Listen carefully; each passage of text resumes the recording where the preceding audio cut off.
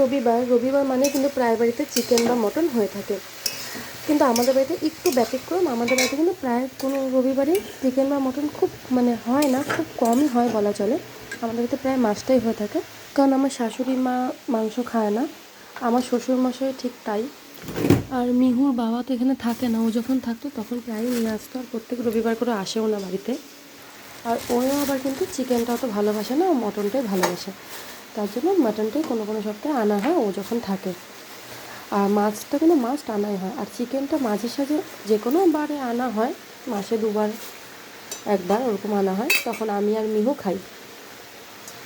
আজ আমাদের আনা হয়েছিল চিংড়ি মাছ, তো এখান থেকে কিছুটা চিংড়ি মাছ দিয়ে এই যে পালং শাকের ঘন্ট করেছে চিংড়ি মাছ দিয়ে, এই রেসিপিটা একবার আমি দিব, আমার খুব ইচ্ছে আছে একবার রেসিপিটা শেয়ার করার, কিন্তু করা হয়ে ওঠে না সময়ের অভাবে।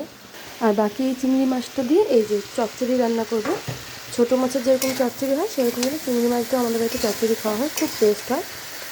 মানে কালো জিরা আর পেঁয়াজ সম্বার দিয়ে, তারপর সব রকম সবজিগুলো দিয়ে, হলুদ লবণ দিয়ে, কাঁচা লঙ্কা চিড়ে দেবো, দিয়ে এই যে একটু ভাজা ভাজা মতন হলে পরে চিংড়ি মাছগুলো দিয়ে দেবো, নামানোর আগে একটু ধনেপাতা দিয়ে দেবো। জন্য করছি এখানে মিহির জন্য পাবদা মাছের ঝোল হয়ে গেছে, আর প্রেশারে ডালটা সিটি দেওয়া আছে, এটা জাস্ট করে সম্বার দেবো, হয়ে যাবে আমার রান্না কমপ্লিট। টাটা।